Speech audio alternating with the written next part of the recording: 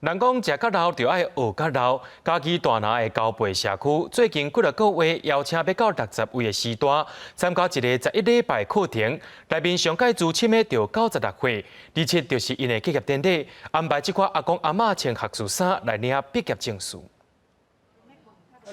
一笔一笔写家己的名，写到介认真。96岁阿公伫社区上尾3个月课了后，即马毋但会晓写家己的名，毕业考试即天阁考100分。嘉义县大拿镇的高背社区关怀照顾据点，27号特别替社区的师大举办百岁小学结业式。上一寡迄个活动啦，啊一寡事事啦，相信啦，互老岁的头脑吼袂安尼，互较灵活咧安尼啦。你若无安尼吼，拢伫厝里点无咧运动啊，无咧做啥吼，较快衰退。高背李柳表示，社区内底的师大拢是做事人，也是世人的骨仔会晓写字的无几个，而且用的时阵嘛袂主动出来活动，所以才配合风岛老人福利基金会伫社区来开课。我发现拢伫厝看电视啦，坐凉亭啊，较伫遐咧拄久啦，我感觉安尼足无好个啦。哦，啊，咱即个办起来吼，因这感觉讲诚好，足期待讲每一礼拜二来遮，哦，来遮办活动。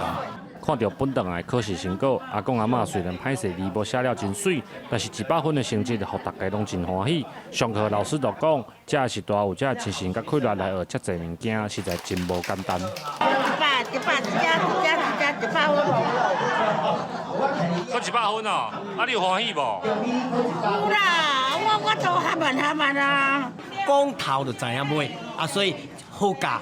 啊是差伫讲吼，迄支笔比低头较重，啊所以吼，伫写字的过程有较慢安尼。啊其他你讲道理啦，啊你讲内底意思啦，人因拢会当足紧就了解。师大透过百岁小学堂的课程，增加社会参与甲生活常识，对因的身体甲头脑拢有帮助。